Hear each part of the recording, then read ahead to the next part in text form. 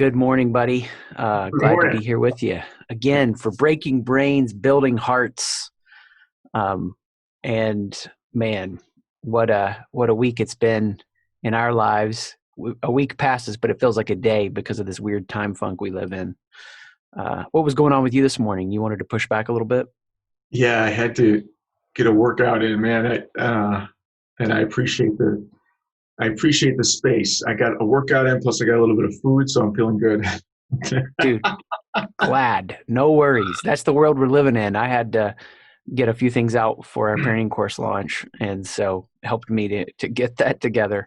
Um, so when I come to our chat today, just catching up with each other, I feel like I've come to another space where you and I know the last couple of weeks have been wrestling through some technological issues and trying to put finishing touches on things. And now we're into a place that we've got more done. I don't know.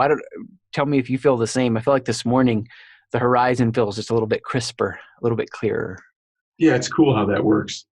It's cool how that works. Yeah, I think so. And it's what's really interesting though is with all the things that we have going on and the kind of accomplishments that we have, we're still surrounded by so much turmoil. And I think one of the things that I've been getting better at is compartmentalizing, and putting things in a perspective and just testing and retesting all the different perspectives that I've had and ways that I've made sense of what is going on. Because, none of us live in a vacuum. We all have our focus, our goals, our dreams, our visions, our plans. And then there's the stuff going on around us. And that's where you and I live. We live in our world, but we also live in the world of our clients and the people that we work with, which is interesting. Always a Yeah. balancing act. Yeah. I think for me, it makes a clear, compelling case for the power of vision in the sense that, there's all of these ways of looking at the world. And even yesterday, I mean, it's funny that you and I chatted for a little bit about like the different realities everybody's having. And then some stuff kind of hit the news in a big way with a doctor and weird things she was saying. And that video got tweeted and taken down. And you do get to believe what you want to believe. There are, Right. for every human person, there are these infinite combinations of realities that you can observe and pay attention to and experience. Nothing matters when you have vision. Like when you have a vision of who you are, who you want to become, what you want to accomplish, then you recognize there's a lot of different realities out there. Some of them don't make any sense. Some of them seem idiotic. But who cares? I'm moving with this vision. Right. Yesterday, I thought a lot about that phrase, the intellectual yet idiot, that Nicholas Taleb uses. Have you ever heard that phrase before? I have. Yeah.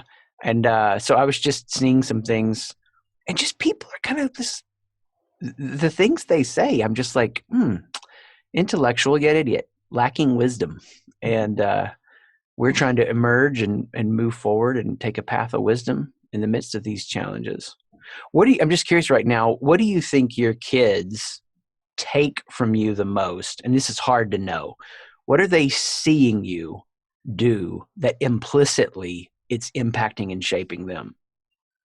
You know, that's an interesting question. I'm always concerned about the what the effect that what I do has on my kids. And so, what do I mean by that? Well, like when they experience me go away into my office and not come out for 8 hours, um, or they experience me playing pool or doing something fun with them, and then I have to get back to work and it's 8 o'clock at night. What kind of message that send to them? And there's the hopeful side that talks about, if something's important enough to you, you'll work at it.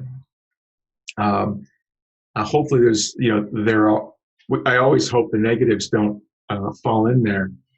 But, to make sure I know, we have conversations and I talk about it. And what's really cool is yesterday, and you didn't know this, but during dinner yesterday, we were talking about how many different perspectives there are on what's going on right now, the crisis. And how is it possible that so many thoughtful people, people that we know, people that we otherwise have great relationships with, look at the world so much differently and their responsibility in the world so much differently than we do.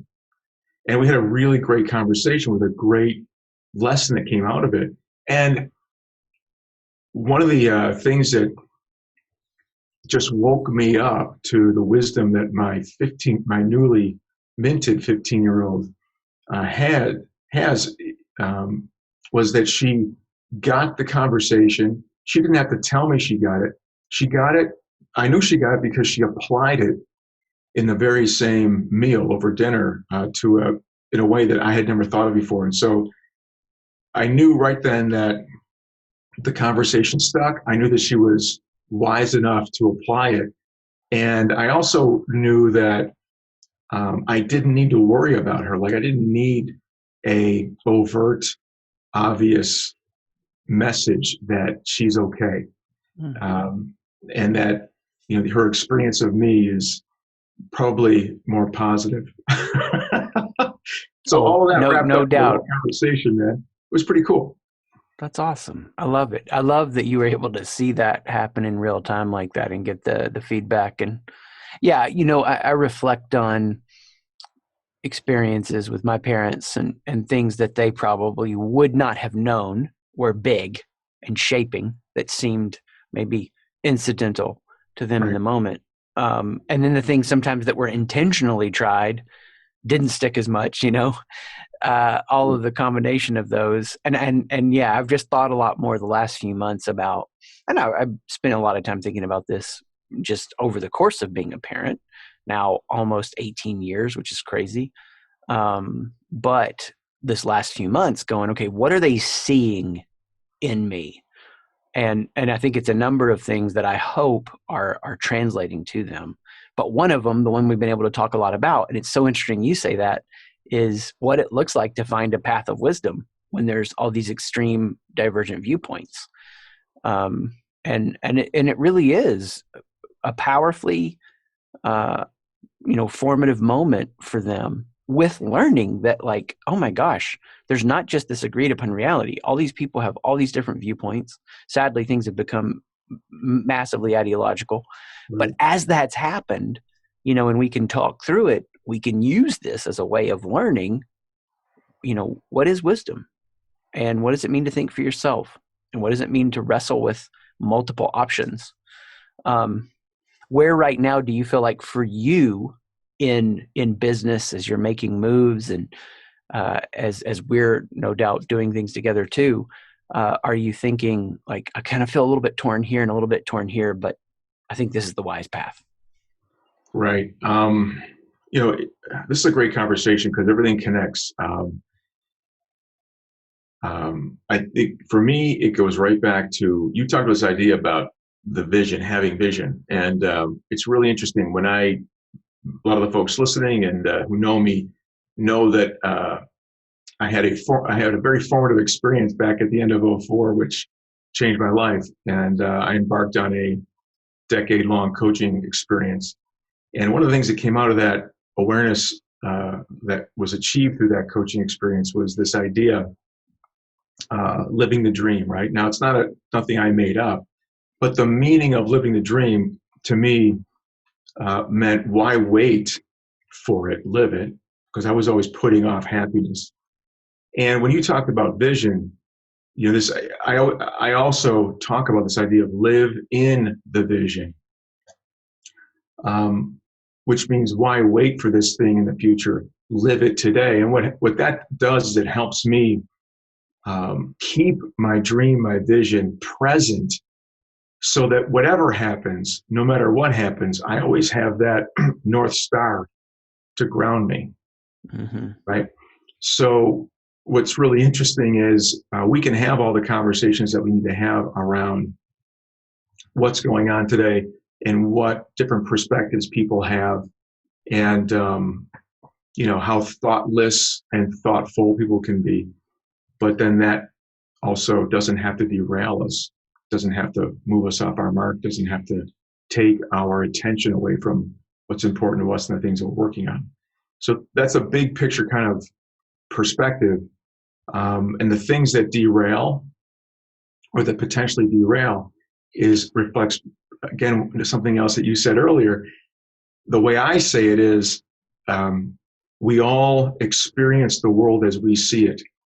Goes back to this conversation we had, I think, yesterday about reality, right? It is all relative. And so the sooner we understand that the shit going on around us, and the perspectives that all these amazing people that we know have, and some not amazing, it's all based on how they see the world and the bubble that they live within. And they're just doing what I'm doing. I'm living my dream. I'm living in my vision. I'm creating my bubble for myself. I'm observing the folks around me, making my own decisions. And those folks are doing the same damn thing. So it's not like I can fault them for it. I just have to be able to recognize it, process it, and come back to my reality and continue to invest in the things that are important to me without being derailed.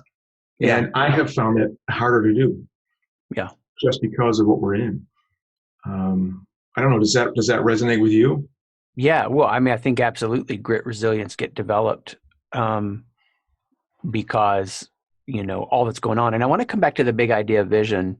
Before we do that, I want to ask about where right now, just like we're talking about, there are lots of viewpoints. Do you feel torn? And it could be small or big. So here's an example. I'm going to change the view on our recording here. I'm going to go to gallery view because that's hitting my brain that we talked about that. Like, hey, we should try the other way. And so we're now on, but that's an example of something that is small, that doesn't really matter. But how many of our decisions in a given day, I mean, when you're an entrepreneur, when you're leading something, when you're building something, when you're growing something, when you're starting something, you want to continually work at a higher level, so you make less and less decisions. But I think for both of us getting thrown into technological things that we need to do, we've got so many decisions we're making constantly, right? And we don't know really which one's right. Right now, is there one where you feel kind of like, this would be really interesting to me, and help me remember, I want to come back to the big topic of vision, but where right now are you torn between something and it's small, and where's a bigger thing you're torn between? Like, you're not really sure which way to go, and this is kind of where you're headed. Yeah. Well, I don't know if this is going to be the answer to your question. Where am I torn? Well, here's something that you just said. As an entrepreneur, we strive to get out of the weeds and elevate ourselves, so we're making bigger, more strategic decisions, and we have other folks helping us with the details. But one of the things that I've experienced with you is, and just recognized in my own career, right? I've been doing this since full time since 2006, so a few years, and my business got to a point where I pretty much knew what I knew, and I was doing what I was doing, and there wasn't really much that was changing other than my customers. And all of a sudden, you and I meet, new ideas percolate, new visions percolate, COVID hits, new technology required because our world has changed, and now I'm in the weeds again.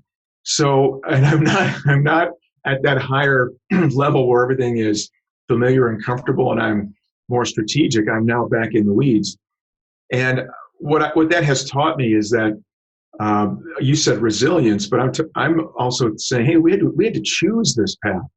So it's this idea of reinvention. It's this idea of renewal. It's this idea of keeping, focused on new and interesting and exciting things, and finding reasons to change. Not because change is inevitable and growth isn't. Not because of a threat or because you want to be fearful, but because that's the spice of life. So I feel like, right now, the thing that I'm dealing with is the should, which is you should be building a business where you're operating at a higher level and have more support at the lower level detail. Cool.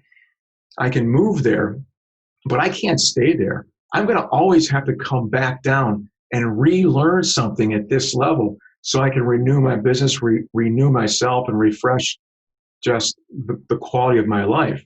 So I think that's the struggle right now. This should, where you should be here, but I'm here. Why is that? Because of the shift I'm making because of the new things I'm choosing to learn.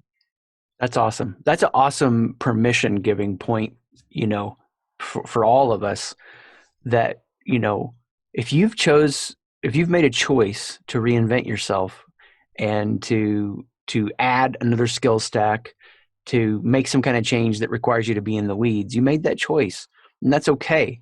And being okay with it and patient with it allows you to not pressure and shame yourself, but just be with it. I mean, if I total up all the time that I've spent to learn, technologically speaking, how to show up and be at a high quality level on video, how to learn some programs for how I present now, which you and I have talked about, dude, I've probably lost a couple of weeks of work time, like researching it. And if you would have told me like 6 months ago, I'm going to lose a couple of weeks. I mean, there are going to be a couple of days where I just spend trying to figure out how to like switch presentation things on some kind of program. I would be like, no way. I specifically got rid of a laptop, went to just an iPad to be at the highest level with my business and not touch things that I need to touch. But that was right for that phase. And then it changed. And then this morning, I wake up, I'm fixing a cup of coffee, and I'm like, yeah, I am moving forward on a vision that was not as clear and strong as it is now 6 months ago. And we'll come back to the big idea vision. So give me something at a high level and a street level where you're torn between two things. And I can go if it helps give you an example of it, but go ahead. Yeah, give me an example, because these are things I have not prepared for. So no. Well, it's all just kind of happening in the moment. For those that are viewing, that's the heart of the Breaking Brains, Building Hearts. We don't prepare in the sense of, knowing exactly where it's going to go. We show up and we're with each other. So for me, where would I feel torn between two things? At a street level, perfecting kind of like our core offering and the offer of how we share that in the webinar with Figure That Shift Out, which is the Front Door program, which is we're going to be at that decision level when we talk about the accelerator for Growth Multiplier.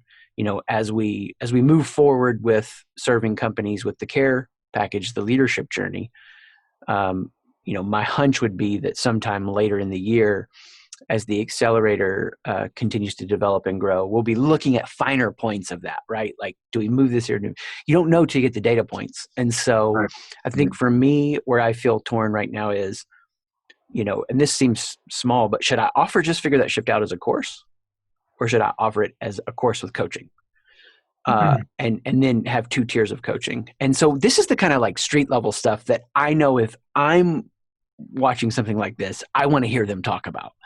And so made the decision this morning that we're just going to offer the course with 2 coaching pathways, that you can't just get the course through our webinar. That could change when we get off here and stop the recording and I dive back into the inbox. But that's a street level, like there's no right way to do it. There's no wrong way to do it. We don't know for sure. At a high level, where would I be torn right now? At a high level, let me think through this for just a second myself. Well, as we advance, the certification coaching, at a high level, what's the heart in that? Is it for me to help them grow as much as they want and build a business, or do I want to make as much money from that as I can? And I'm choosing over here. And I think that's the longest term best decision. And that's typically how I think. There's a greater third and fourth order effect that's really impactful and powerful. But I could be wrong. You don't know. You gotta, and we'll come back to the vision, but the vision shapes it, and I think yesterday what we were talking about was some stuff with Growth Multiplier. It's like, I'm even more activated on what it looks like to serve businesses with what we've put together because the vision, right? And as you make these choices, the vision guides you, but sometimes you don't know. So what about for you? Street level, high level, where are you feeling? Yeah. Well, forgive me. Whenever I hear something like you just said, I think about the formula, right? So you just said, we made a decision on a product service offering that it's not going to be available without coaching. And you said there's no right or wrong answer for that, right? And I think a lot of businesses think like that. There's no right or wrong until we go out there and execute, and time tells us. But I feel like there is a why behind the reason that the decision that you made, right? Mm-hmm. There's a why. Why does offering it with coaching make sense? And that why is probably connected to the vision, right? This idea of long-term, what are we doing? Well, and I'm just making this up based on conversations we've had, but if the long-term vision of a business is to impact people, what's the best way to impact people? Providing them something that isn't guided, or provide them something that is guided? Well, providing them something that is guided is a better way to impact them, so they can take that universal truth and apply it to their world with all the situational components that they're facing. So to me, that is the right way to do it if it's consistent with the vision and the purpose and the core values that we hold true and that we're building our business based on. Would that be true for you? Totally. It's all about vision, and I think sometimes I've seen people react to vision now in a negative way, because so for anybody watching this, that can sound real alpha aggressive. And I'm just going to roll over you with the vision, and I don't mean it that way at all. And for me, and we'll go ahead and hit on this a little bit now, but I would like to come back to it. Healthy vision. I'll answer your question, I promise. Okay, because I'm like, what's there? The healthy vision. The vision is the people. I mean, one of the most powerful learning moments that I've had was in my late 20s, after I'd pushed an organization really hard with vision to make some changes that needed to be made. But I was talking to a friend about some of the trouble I was having, and he goes, "Man, the vision is the people." And I was like, whoa, it's kind of like the first time I heard about win-win. I was like, you can do win-win. I'm a slow learner on some things. And when he said that, that just clicked in. So the vision is the people. And so my way of articulating that now is, if the vision isn't about the people growing and developing as much as they can, then they end up becoming an object to the institution. Right. So the vision isn't some capital V, we roll over you with this. And the vision is all about the bigness or the power of whatever the institution is: parenting, religion, school, the business, the corporate culture. No, when the vision is the people, there's a centering point. And so for me, the vision is for the certified coaches to make an impact, build an income, and have fun. That's it. Those are the three things. That's the obsession for me. And when that's in place, all the good decisions come out of that. So yes, absolutely. I love the challenge on that. There's no right or wrong. But as I looked at it, there did feel like a right and wrong. There you go, it's baby. Like this is the way we're going, and this is the way that we want to go. What's right or wrong for you? I mean, that because you've got to execute. You've got to get up every day and do the damn thing. Yeah. Don't choose we can't choose someone else's truth to guide us, which is why you and I can invest hundreds of hours in something that won't pay off for weeks or months or years, right? A lot of folks look at that investment of time and need that instant known gratification or reward, right? So it's about our core values. It's about what we see as important to us. And it's about just recognizing that and going out and friggin' doing it. Bingo. That's probably why I love business so much, the sport of it, because, and I read this somewhere this week, in baseball, the most when you swing and hit the ball, you can get 4 runs.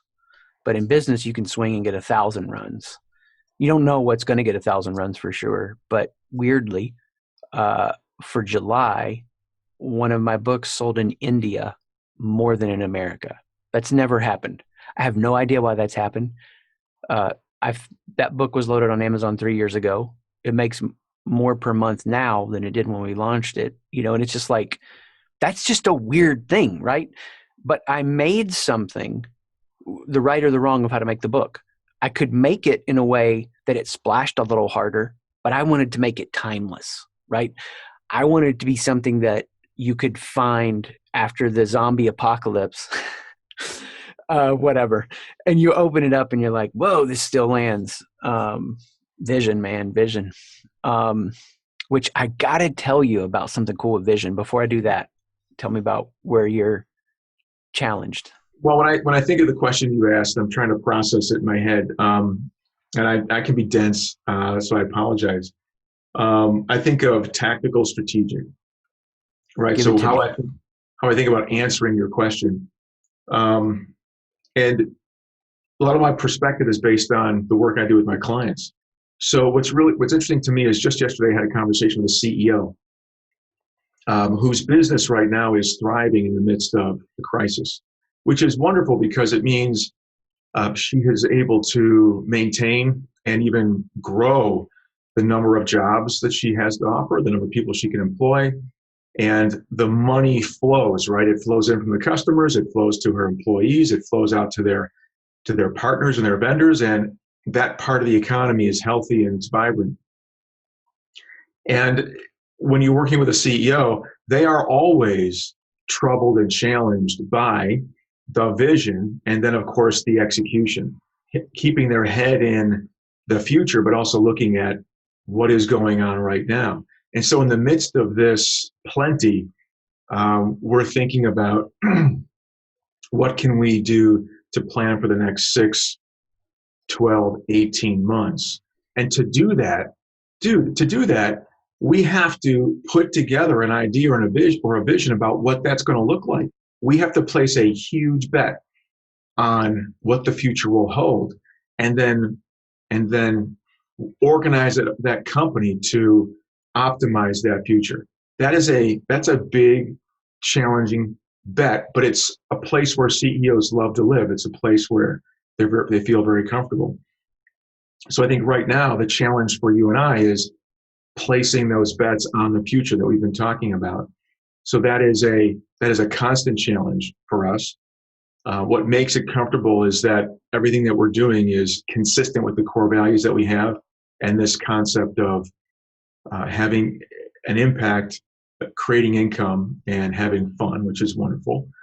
Where I'm challenged on the tactical side and the execution side, I think we've already talked about it, is this idea of doing what it takes today to be successful today. You know, what's really crazy about entrepreneurs and CEOs and other leaders in organizations is you have to be competent in both worlds. I can't just live in my vision without paying attention to now.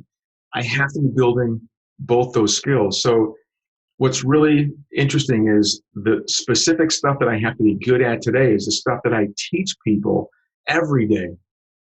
How do you engage someone you've never met before, create rapport, build a level of understanding, transparency, and authenticity with that individual to create a relationship that will make them feel like they can share information with you that you can then process into the understanding of what their real problem is, and then cohesively put together a ideal solution for them, help them see the value in the solution, and then move them forward on a plan to execute. That is how we describe the process of consultative selling, but it's also how I think about a very core component of my job, which is to meet people, understand them, connect with them, process what they're going through, and articulate a solution, not only a solution that they will end up buying, but a solution that they will end up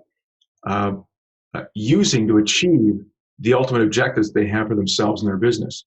So there's this part of me that has to live in the vision, but a part of me that has to be practiced and really good at what I'm supposed to be good at every damn day. And it is tough. I can't tell you the number of days that I imagine just picking one or the other. Can I just go become an employee someplace where I can just sell full time? When I did that, life was brilliant. I could be a specialist in one thing, wake up, learn it, do it, become expert in it every day, and not worry about everything else. I'll leave the vision to someone else. Or can I live in the vision and just have people around me executing? That's impossible, right? Because no one's going to execute the way I am. No one is going to build the business the way I would. So I can't take my foot out of that world either. So I think that's a current struggle, and it's probably a universal struggle. Absolutely, yeah. Well, and for those that might be listening, just for you to know, for you know, you've been doing what you've been doing for a while, very successful at it, extremely successful in Hmm. ways, and now reinventing for the next era of it. And that's what reinvention takes. And even when the businesses we work with that have, multiple business units, sometimes the CEO has to create something that, competes with something else over here because Right. that's going to go away. Actually, I've been thinking about that with Amazon. It's like what they did with different, whatever it was, revenue streams that they started to build out. I think it was with music, maybe. We're shipping CDs to their house, and you're going to invest in, we're shipping books to their house, and you're going to invest in the Kindle. What? So the Right. Kindle was like anti a big part of their business, but yet it's exactly where they needed to go. And I think I'm thinking about Jeff because of the testimony that he had before before the Senate yesterday, which I read and was powerful. Now, I don't know him as a person. I don't know his character. I'm not weighing in on any of that. But here's what was powerful to me as a leader. He opened in the second sentence with his mission, the mission of Amazon. And then over and over, he kept taking it back to their cultural mandate as a company and then applying it to the country. From a communication standpoint, it was brilliant because it was about people and it was on vision. Before we go into that too much, though, so what's a place right now that you feel torn on a decision? Could be small, medium, or big, where you're like, I'm not sure if I should go this way or this way. Not necessarily tactical or strategic. It could be in the strategic realm. It could be in the tactical realm. But you're just like, yeah, I don't know. I don't know what that's gonna play out. Neat, man. I mean, I think a lot of the decisions that you and I deal with have to do with our products and services, what we sell, what we offer, how we deliver. For me, the challenge every day is I respond to client requirements, and a lot of the things that I deliver, most of the things I deliver, are tailored and customized to my customers. One of the biggest challenges I have right now is how do I take some of the more popular things that my clients are asking for today, and like you were talking about, package them. How do we choose the right way to present those to the marketplace so that multiple people can gain access to those?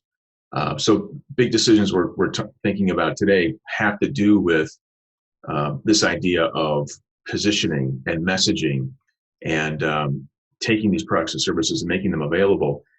And again, to your point, not just so that we can maximize revenue, but so that we can make them available and maximize the impact that they have on folks and get people using them so that we can improve them and evolve them over time. So the biggest challenges for us is how do we take the assets that we have and think about making them more widely available and increasing that impact. And to me, that's a very, it's, it's a, we have this concept that we both live by, that growth is a game of probabilities. How do we make sure that the decisions we make have the highest probability of success?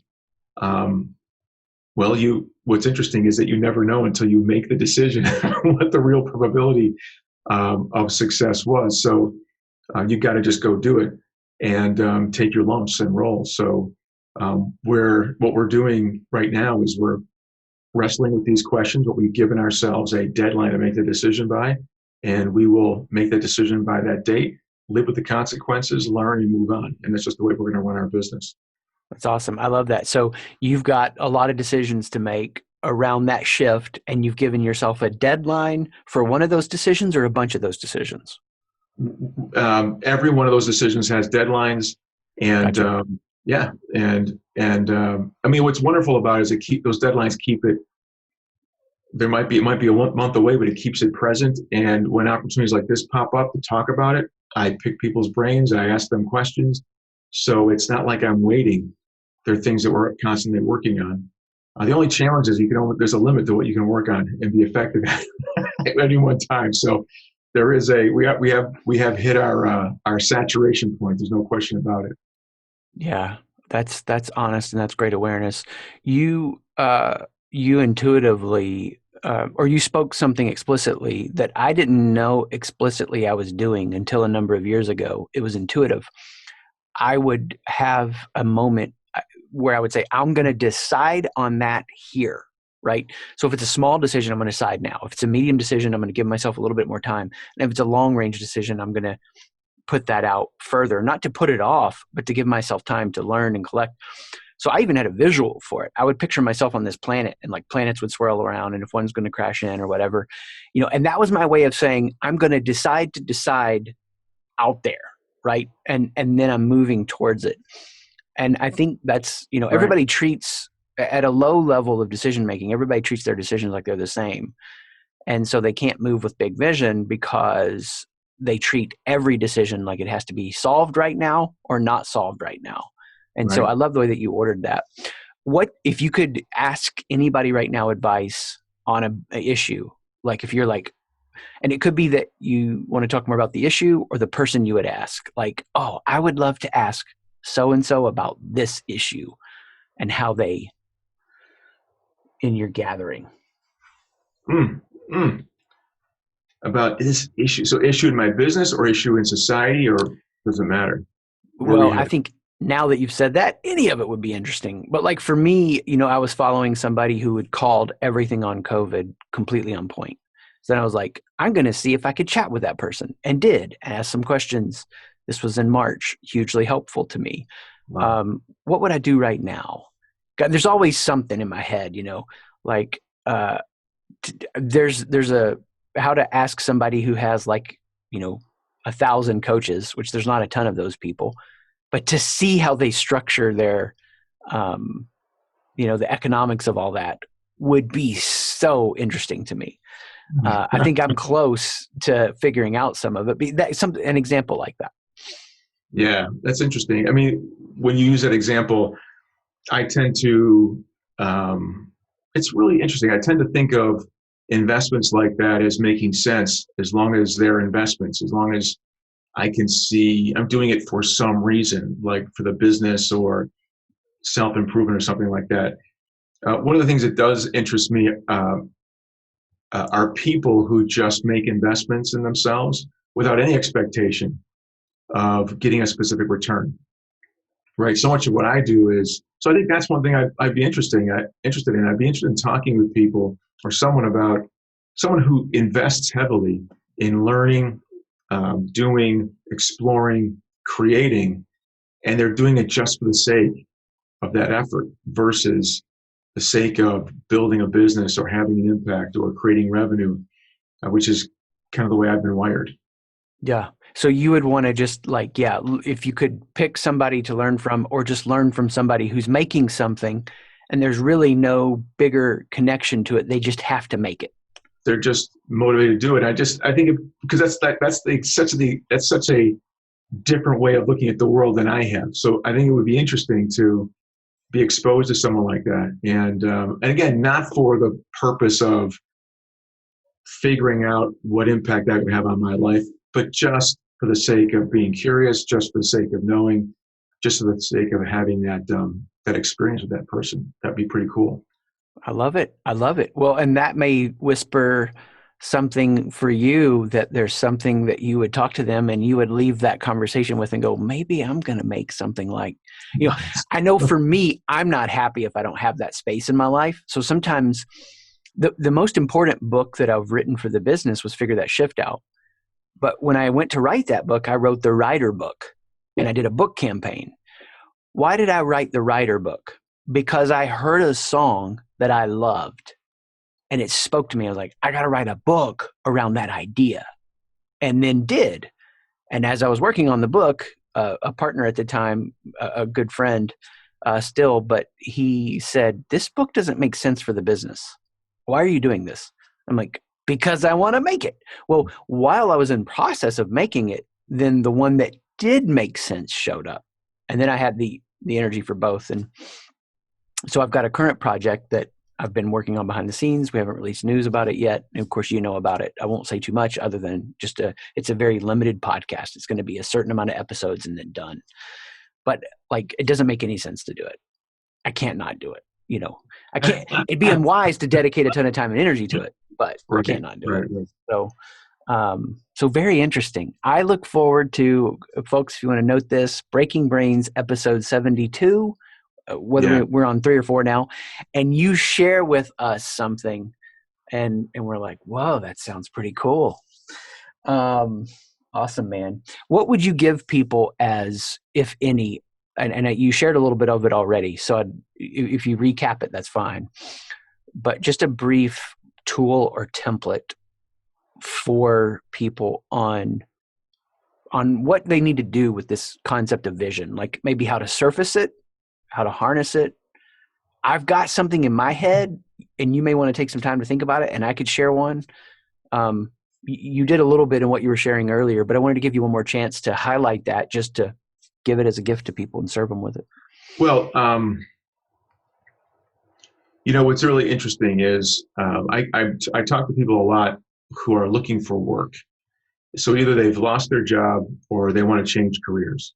And I ask them, okay, give me a sense of what you would like to be doing. And they say, well, I'm good at logistics, or I'm really organized. And so they tell me, they give me an idea of the things they can do, instead of telling me the perfect job for them, like what they want to be doing. And so right away, what that tells me instantly is that they have no concept of a vision for their life. What they are is they view themselves as a tool. I don't mean this in the slang, you're such a tool. I mean this in the context that this person simply views themselves as a hammer or a screwdriver, or maybe they are a multifunction tool you can hold in your pocket. But what they're saying to the world is, I have certain skills and competencies. You look at me and decide what to do with me. They're saying to the world, I have no vision. I have no dream. I have no desire other than being useful. So can you please help me figure out how to be useful? And what they're asking me for is, hey, James, what's your vision for what I can do with my life and for someone else? And my challenge back to them is I just give them a couple of assignments. And if they complete the assignment, I continue working with them. If they don't, then I can't help them. And I'm not charging for this. I'm just helping them as a friend, or because someone referred me to them. The simple assignment is, what's your list of core values? What do you value most?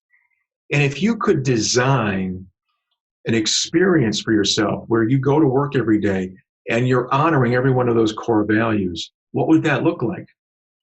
Now, why is that the exercise? Well, it's a wonderfully difficult exercise, because what you have to do is you have to explore the things that matter most to you without any judgment about whether or not that's possible. My coach did this for me back in 2005. And the reason for this was because I had judgments about whether I could be happy. And so I posed a conundrum. I said, look, I want to take care of my family, and I want to be present for my family. Nothing more important than being present for my kids and for my bride. However, I also want to give them a great life, and to do that, I have to earn an income. So how do I come to terms with the fact that I want to earn money and be present for my kids, when in my head, earning money meant I had to be away from home. I had to be on the road traveling. I couldn't be present for them. I had to be present for my employer. And that view of the world kept me stuck and kept me unhappy. And so the exercise was, let's make a list of all the things you value most, and without any judgment. And then let's take that list and then let's think about or figure out what is possible for you to accomplish everything. And what was really awesome is that I let go of those barriers, those judgments, those the assumptions that I was making, and I reinvented my life. And I reinvented my life in a way that I could be on purpose every moment of every day, recognizing that I'm Some days and some moments I'm closer, some I'm further away from being on purpose. But the I had the comfort in knowing that I was on a path that would keep me where I wanted to be, that would allow me to be happy and live the life that I wanted to live. And I have been doing it now since then. So, and it's been wildly gratifying.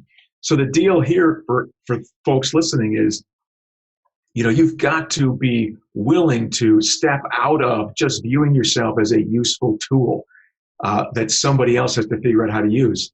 You have to take the leap and take the risk to think about what's most important to you. Honor what is most important to you. Define a moment of happiness, and then expand that to 15 or 20 years of moments lined up.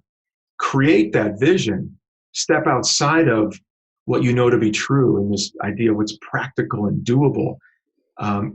Be open to the fact that there are other definitions of success, other definitions out there that folks have, that they've developed, that you can have and that you can develop. Get out of this feeling that what you think you know is going to be your reality for the rest of your life. What you know is based on your experience. Create new experiences to create new knowledge, to give yourself new ideas and new possibilities for what you can create.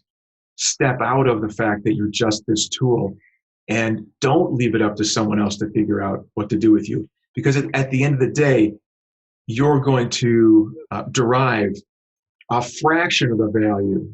If you leave it to someone else to create the vision for you, then you're just a tool. You're worth $1.98 instead of leading that multi-million-dollar enterprise.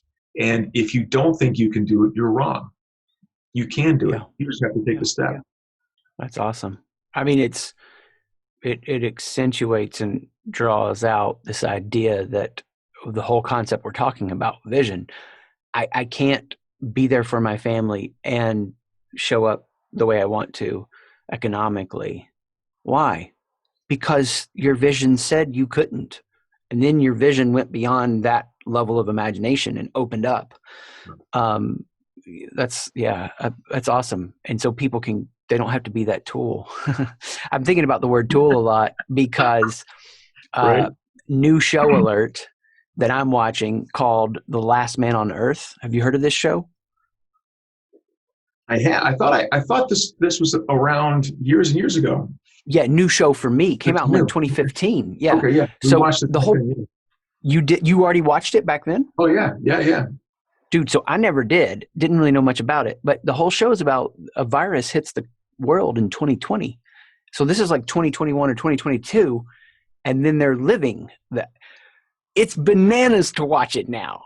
I mean, it's like, it is my favorite way right now to close the day out in this crazy world we live in.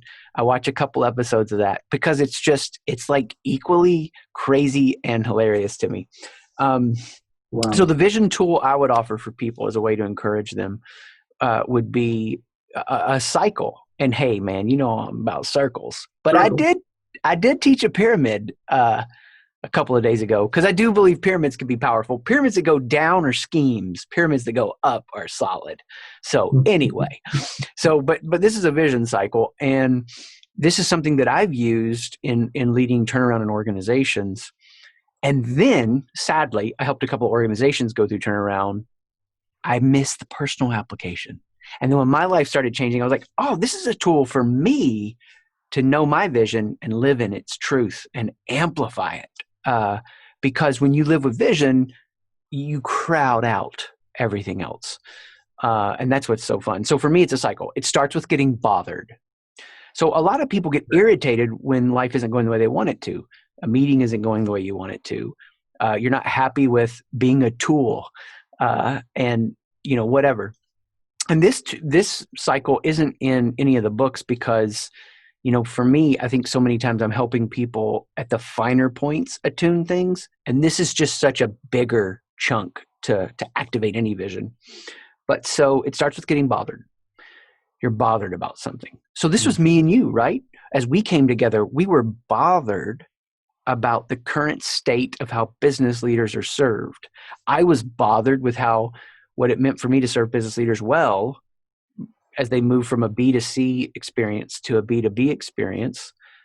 We were bothered about the way that we could deliver that content to them. In a COVID world, there was emotion around it. And emotion is so necessary for the starting point, and you get bothered and then you prepare. Everybody gets bothered. Few acknowledge it. Even fewer prepare. You start to prepare that vision is going to be a reality. So you and I start learning video technology before anybody's asking us to, right? I mean, I know some of the speaking things that we needed to be ready to do it, but a lot of what we're building now, I got bothered that I wasn't a good public speaker in college, and I wanted to be. Somebody told me I was boring. So I started preparing, right? I would go to the lake and practice giving a talk on the shore of the lake. Yeah, the fish, dude, they were like, "You're awesome." No.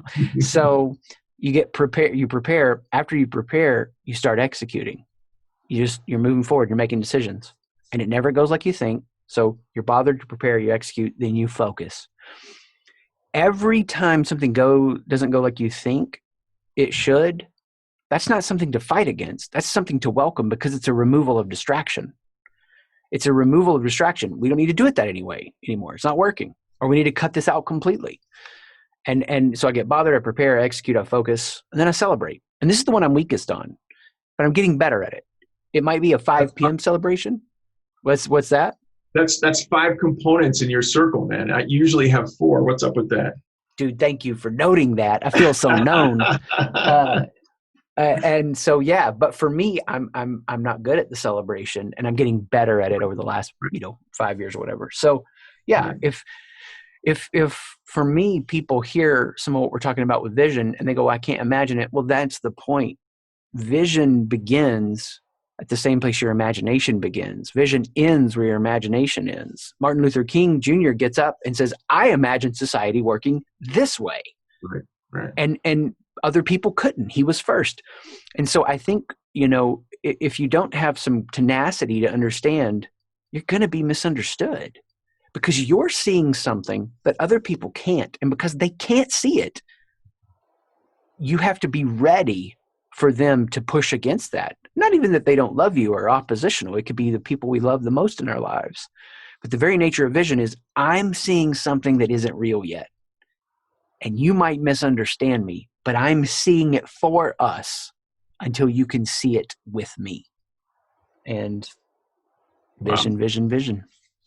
Booyah. What a fun time today. Thanks for giving of your heart and energy to this. Breaking brains, building hearts. Any sign-off words? I would say, look, man, I think sign-off comes back to what you just talked about, this idea of being bothered. I refer to it as friction. Anytime there's friction in your life and it gets to be enough to pay attention to, you got to pay attention to it. I think what's interesting is today for all of us, right? We've never had more growth. We've never had more unhappiness. We've never had more knowledge about fitness and nutrition. We've never had more people who are overweight or obese. We've never had more people with cancer and other ailments, despite having more access to food and medicine than ever before in history.